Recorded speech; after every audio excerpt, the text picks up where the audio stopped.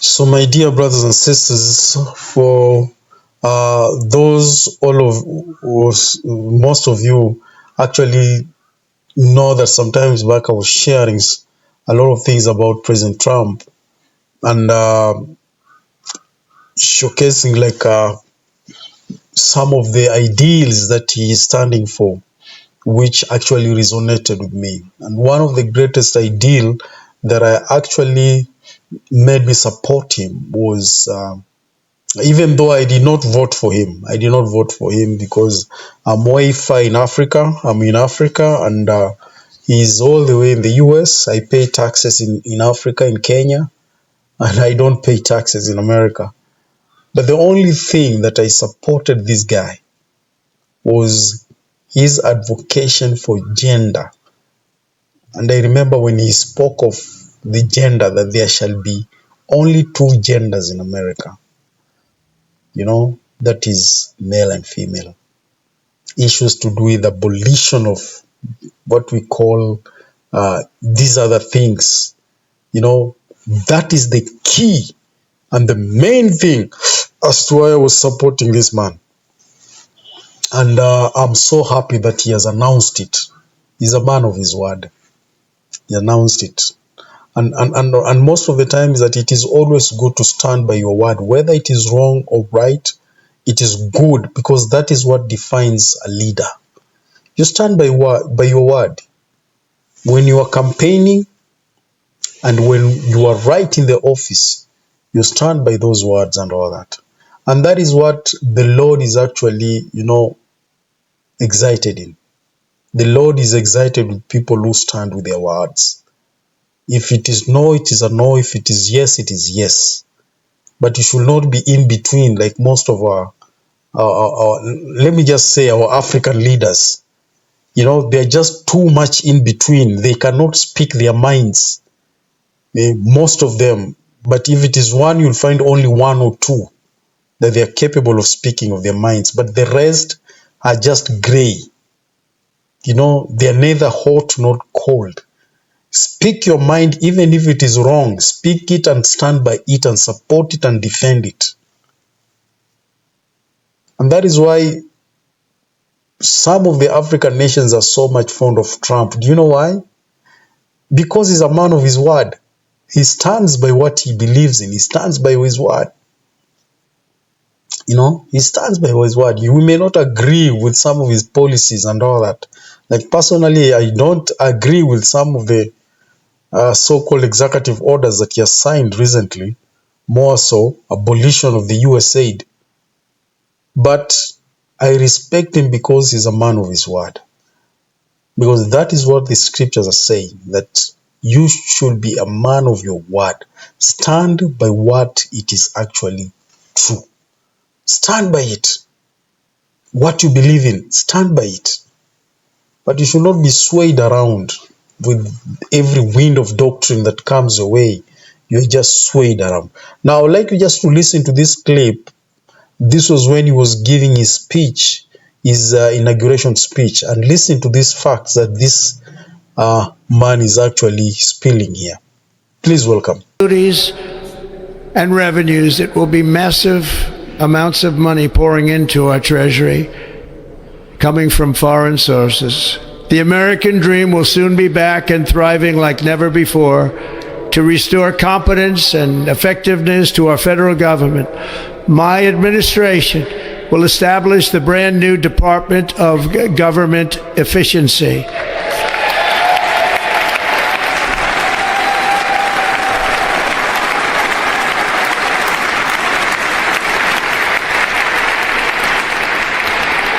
After years and years of illegal and unconstitutional federal efforts to restrict free expression, I will also sign an executive order to immediately stop all government censorship and bring back free speech to America.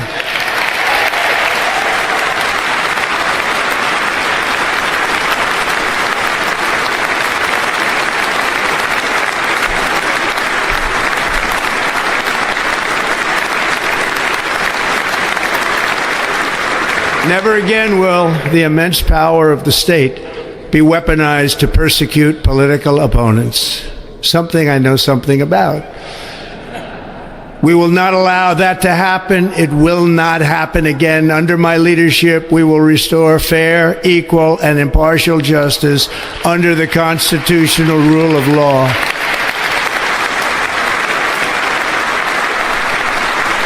And we are going to bring law and order back to our cities.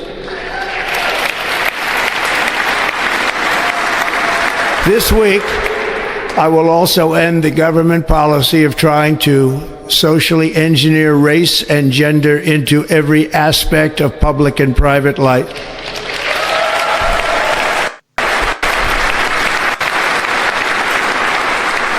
We will forge a society that is colorblind and merit-based.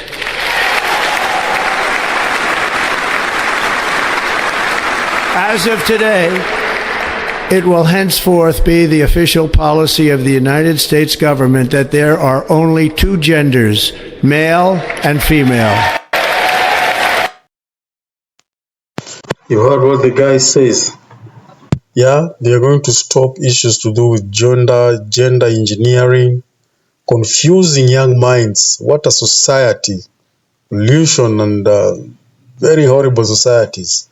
You pollute a young mind to decide as to which gender they are in. And when they are very young, they don't even know who they are. It was actually an injustice to young people, our children. Oh, very injustice. And these are things that they were trying to force them into the throats of Africans, that Africans were being told that you either accept this or we deny you funding. You know, accept this issue of gender engineering or we deny you funding. Now, they are funniest. They are those countries that are accepted simply because they did not want to be denied funds. But now, President Trump is actually abolishing everything. So whether you accepted those funny policies or whatever, he is now withdrawing funds from you. What will you do as a leader? You know, now he's withdrawing funds. And that's why sometimes people need just to follow the principles that Heavenly Father has revealed. People just need to follow the principles that Heavenly Father has revealed. You know, you should not be actually swayed around by people. You know, it's just swayed around by people. Be a man of your word. And I like how President Trump is. He's a man of his word. Look at how firm he is. And he said that we are going to be colorblind and it will be merit-based. Now, since that we are seeing this cabinet is full of black people or white people, but you can be a black or a white person, but you've not merited. You know, you've not merited. And that is how societies should be run, and people need to understand that. Like for example, I see a lot of African countries, this issue of tribalism is actually killing the governments, killing the nations. Because presidents, even they find it very difficult to appoint their cabinets. Appoint their cabinets, they're finding very difficult because people are just watching you. How many tribesmen have you appointed? How many of your tribesmen have you appointed? So you are only forced to appoint other tribes, even if they are not they've not merited. You're just forced to appoint them because people will think you are tribal or something like that. No, it's not about that. It's about merit. People should merit on whatever they are going to receive. Let us have a cabinet, because to me, I don't care if the entire cabinet has my all tribe mates. The entire cabinet is full of only one tribe, but as long as they've merited and they are delivering to their country, to me, I don't care. As long as they have merited and they are delivering. Unlike putting there somebody of your tribe who steals from you. You know, you fight so hard to defend your tribesmen. But at the end of it all, once they're in the office, they are stealing from you. They are stealing from you. And these are people who are not even firm on anything. Every policy that comes from the Western world, they want to implement simply because they've seen money. They want money. And scripturally, such like leaders are not worth in the eyes of our Heavenly Father. Scripturally, Heavenly Father does not condone such like leaders. Leaders have to be firm. They have to be a people who stand by their word, whether it is wrong, whether it is right, but they've said it and they've stood by their word. And that's why the whole world, when it looks like America, the whole world looks at America, they know America right now has leadership. America has leadership, even though a lot of people will cry about the policies that are being actually driven and some of the executive orders that are being signed. But that is leadership.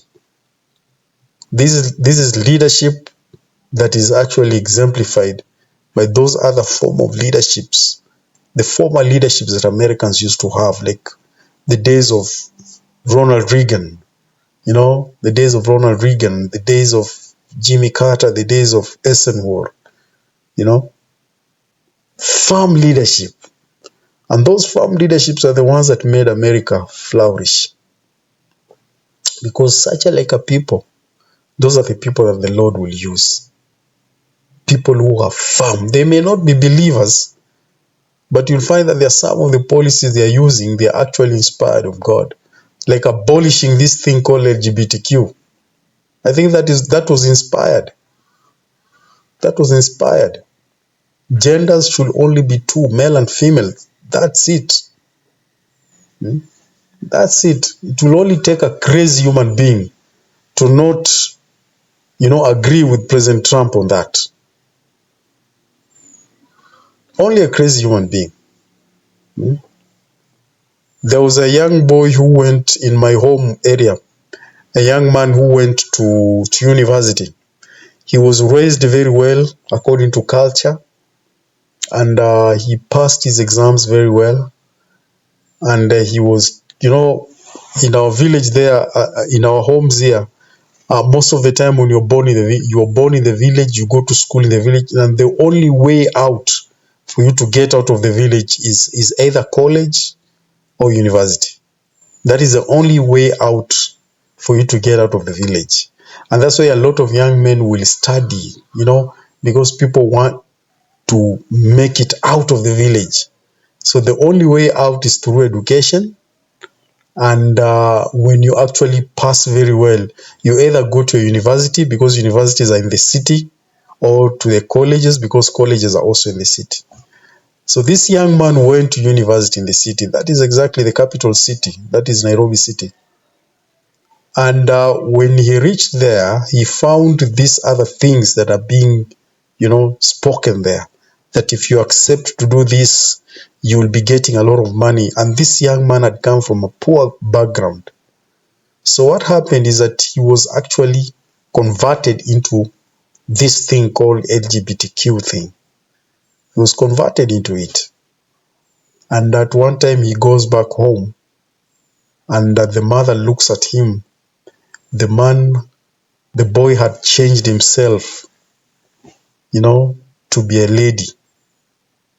I tell you, culturally, it's an abomination to African people. That's an abomination. The society will not allow you to be even around them. It's an abomination. They call it a curse. So the young man was actually disowned by his parents. Just out of the community. Disowned by his parents.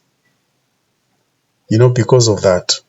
So in Africa, it's very serious. It's very serious and very dangerous for somebody to involve himself in such like things, because you can only do it in the city.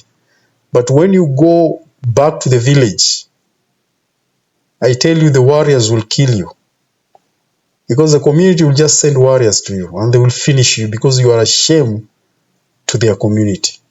Big shame to their community. So what will they do? They will kill you. They'll just spear you. And that young man was almost being speared, and I don't know what happened. He just ran away mysteriously. but he was excommunicated, banned from the village. The community have banned him, and even the parents have disowned him. Now you can imagine something like that. Something that it's not even practiced by these so-called Westerners. But why is it that they are forcing it to Africans to do it? Africans, do it. If you don't do it, we will not give you funds. Don't you think that is a spirit from the devil? That is a demon? And that's why there are some things we need to be very, very cautious when we try to think about. Because one thing I feel, with President Trump being there, Africa is safe.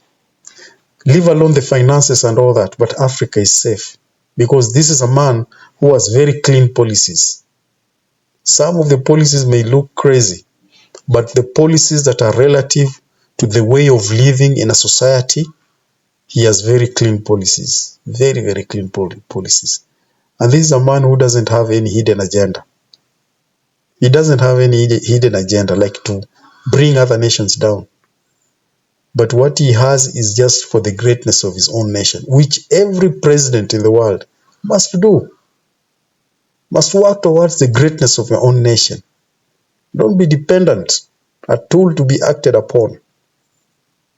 You know, and this is why I voted for this man. If I were in America, I would have voted for him. And that's why I supported him. Otherwise, thank you very much. God bless you. And I'm looking forward to see you again next time. Thank you.